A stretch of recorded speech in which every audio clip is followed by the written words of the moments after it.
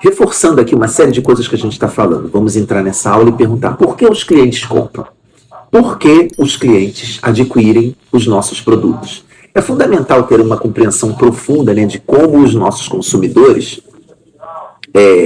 querem adquirir os nossos produtos para que a gente possa desenvolvê-los com alta qualidade e anunciá-los de uma forma que eles possam fazer sucesso, né? Então a gente já falou aqui que a razão de um produto existir é a existência de um cliente. Eu só coloco alguma coisa no mercado porque eu sei que o mercado vai ter uma expectativa, né? Quer dizer, eu vou encontrar alguém que vai ter essa prerrogativa de adquirir o produto que eu estou oferecendo. Então, eu preciso ter, né, essa visão muito clara de que quanto mais eu me desenvolvo, quanto mais eu me projeto sobre questões e funções voltadas à expectativa do meu cliente, melhor eu aprimoro o meu produto. A nossa compreensão do que influencia as decisões das pessoas de comprar ou não comprar os nossos produtos, ela tem que ser extensa.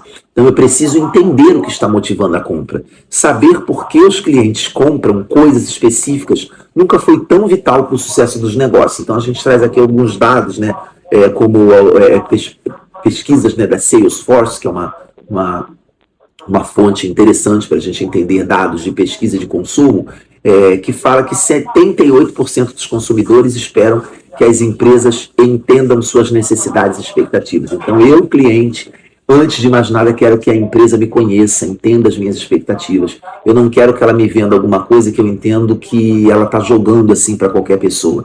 Eu quero que ela fale comigo numa linguagem onde ela me encontre e saiba a minha necessidade, o meu desejo, a minha real pretensão quando eu quero comprar aquilo que ela me oferece. Existem motivações pessoais e às vezes subconscientes para fazer uma compra. Então, clientes compram produtos com razões subjacentes para fazê-lo. A gente tem lá, né, o Abraham Maslow e a sua famosa pirâmide de Maslow, né, a pirâmide da hierarquia, né, de necessidades. E a gente entende que as necessidades, elas são motivadores fortes, talvez mais fortes no ato de compra. Então, nós temos alguns elementos que motivam a nossa compra, mas onde os nossos produtos se encaixam nessa hierarquia de necessidades? Você oferece necessidades humanas básicas como comida ou abrigo. As suas ofertas estão mais conectadas a status, a liberdade. Então, aquilo que você está oferecendo vai dialogar muito diretamente com coisas que você está prometendo, que você está desenvolvendo e com as quais você precisa dialogar em função do cliente, né? Que nessa dimensão do cliente que a gente está. Então, um excelente ponto para identificar os requisitos fundamentais do público-alvo e determinar como o produto ou serviço pode atender a essas necessidades. Você tem as necessidades e você precisa entender como eles podem atender da melhor forma. Outro excelente ponto de partida é escolher um problema comum ou um ponto que o seu público-alvo está enfrentando. Então, seu público tem desafios, seu público tem coisas para as quais ele precisa estar voltado ou relacionado. E qual é a melhor forma de você se comunicar, entender isso e fazer a melhor oferta? Em seguida, você combina isso com os benefícios dos produtos ou dos serviços que você oferece. Então, sem dúvida, cada produto e serviço ele está vocacionado para um desempenho, né? E aí, quando você oferece isso da melhor forma possível e mostrando que você conhece e é capaz de vincular produtos e necessidades, mais essa comunicação e essa repercussão dos seus produtos vai reverberar, né, sobre aquilo que você está fazendo ou desenvolvendo. Então, isso é muito interessante, né? Isso é muito importante para você fazer e desenvolver. Outra questão relevante é identidade e pertencimento.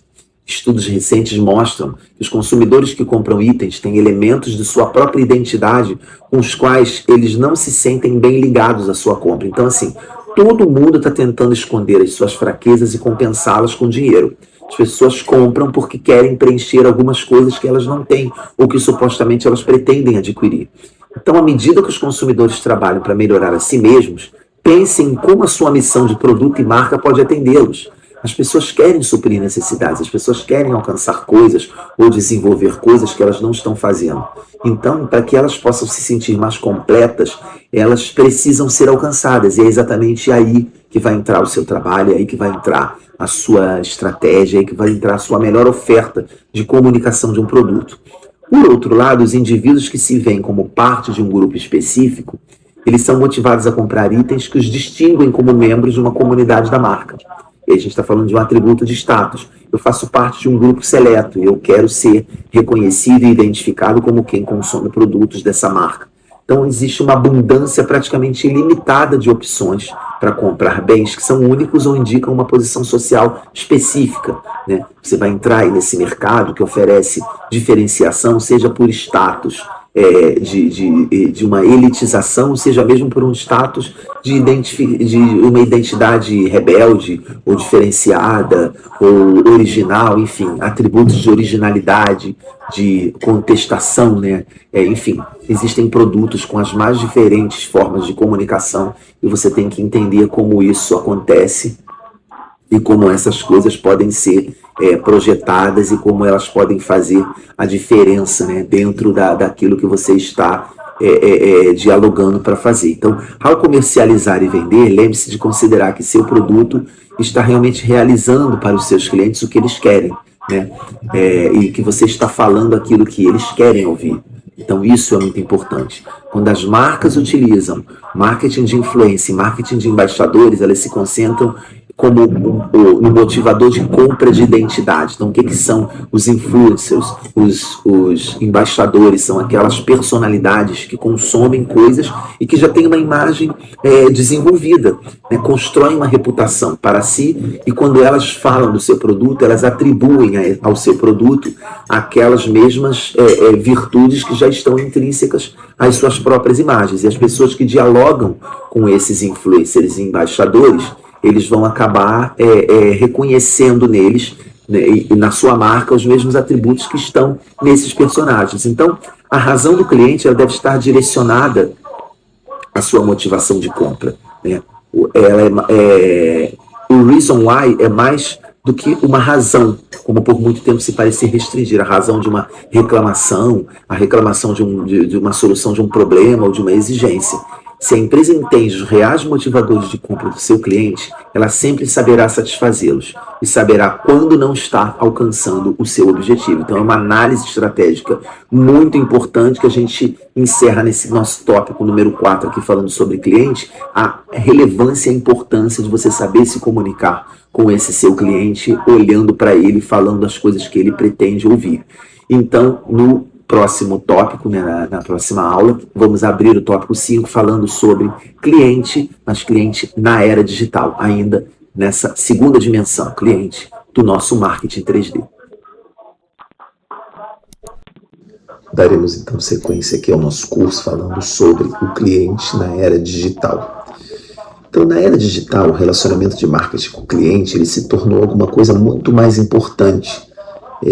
A era digital ela passou a dar uma percepção de que o cliente moderno deseja ter uma experiência mais envolvente com as empresas, através das ofertas de serviços personalizados e experiências que facilitem os processos de decisão, né? A partir do momento em que essa grande força que as redes digitais trouxe e que os aplicativos, as plataformas, os sistemas de conexão trouxeram para que o cliente pudesse ser mais participativo, ele então se reveste dessa sua nova potencialidade, passa a explorar isso, o que leva as empresas a precisarem estar mais conectadas com seus clientes. Então, ao contrário do que se poderia imaginar, essa relação dentro da era digital ela se torna mais estratégica e mais forte, né? Quer dizer, mais potencializada, porque a participação do cliente passa a ser muito maior do que era antes. Então, as empresas buscam o tempo todo diversas ferramentas digitais no sentido de se conectar com esses clientes, melhorando sua experiência de compra e melhorando também o relacionamento entre uma marca e um consumidor. Então, o tempo todo é bom que a gente entenda que essa relação do cliente na era digital, ela é potencializada, ela não é minimizada. Então, essas ferramentas são usadas para detectar eventuais mudanças na preferência ou na experiência do cliente, que a gente já falou aqui sobre essa questão da experiência como algo a mais, né? Quer dizer, o cliente hoje ele não apenas compra ou adquire um produto ou consome um serviço, ele quer ter uma experiência diferenciada em cima disso. Então, Muitas empresas, por exemplo, vêm utilizando as plataformas de redes sociais justamente para entenderem de uma forma mais adequada quais são as percepções, quais são as propensões, quais são as pretensões, enfim, tudo que está relacionado àquilo que o cliente almeja, né, na sua relação com o produto. Então é muito importante para as empresas ter essa consciência, né, ter essa visão de que cada vez mais os avanços dentro da era digital fazem com que o relacionamento se torne um fator estratégico muito poderoso.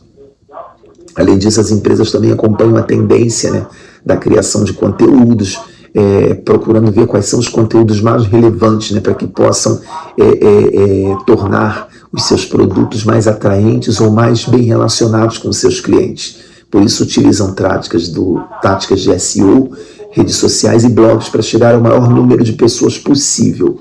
Então, isso é uma estratégia que vai se potencializando com a questão da era digital, a relação com o cliente. O cliente vai se tornando um agente mais ativo em todos os processos criativos e em todos os processos desempenhados pelas empresas, porque elas passam a ter essas ferramentas como um ponto de apoio para receber, né, os valores, receber as colaborações, as cooperações, também terem essas trocas mais próximas, no sentido de desenvolverem coisas mais objetivas. Então, outro ponto importante na construção do relacionamento de marketing com o cliente na era digital é manter o relacionamento, a manutenção de relacionamento no pós-compra, porque as empresas usam recursos de automação de marketing e como mensagem de agradecimento aos clientes, como as suas trocas formais ou informais, os sistemas em que se permite, por exemplo,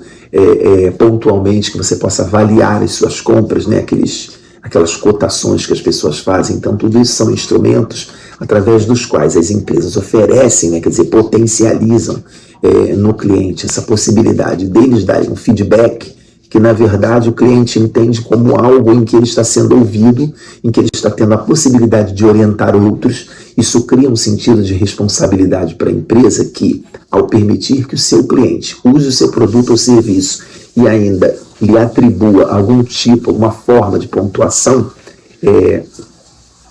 possa estar se comprometendo a entregar sempre um serviço melhor, porque pensa bem, se você entrega um produto ou serviço para alguém e permite que essa pessoa faça uma avaliação online, expondo para todos os outros aquilo que ela achou, né, do produto que ela efetivamente adquiriu com você, isso sinaliza para um pacto de confiança, tanto da sua confiança no cliente, em estar avaliando aquilo que você faz e passando isso para outros clientes, como também da confiança do cliente em você, porque ele percebe que se você oferece esse sentido de transparência ao ponto de se permitir ser avaliado, né, e pontuado por ele na sua escolha, isso significa que você é uma empresa séria, né? Você tem esse compromisso e por isso você põe assim a sua cara a tapa no sentido de se permitir até mesmo ser avaliado, a consciência de um serviço, um trabalho bem feito, além da utilização, né, desses feedbacks para as melhorias internas e tudo aquilo que efetivamente é necessário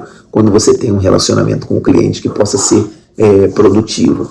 Então, a era digital ela muda drasticamente o relacionamento do marketing com o cliente, porque as empresas passam a investir em várias ferramentas tecnológicas e em táticas de marketing para construir relacionamentos mais profundos e duradouros com os seus clientes. E essas estratégias certamente resultarão em melhores relações entre marca e consumidor e, consequentemente, em um aumento da sua receita, né? Então, entendendo que, é claro, todas essas coisas vão fazer com que a receita melhore, com que as coisas caminhem e com que tudo aconteça, né, da melhor forma possível, para a gente entender que nessa dimensão do cliente a era digital surge e potencializa realmente todas as coisas. Então, a gente, entendendo esse potencial do cliente na era digital, a gente vai falar então na aula a seguir sobre o antropomarketing na era digital.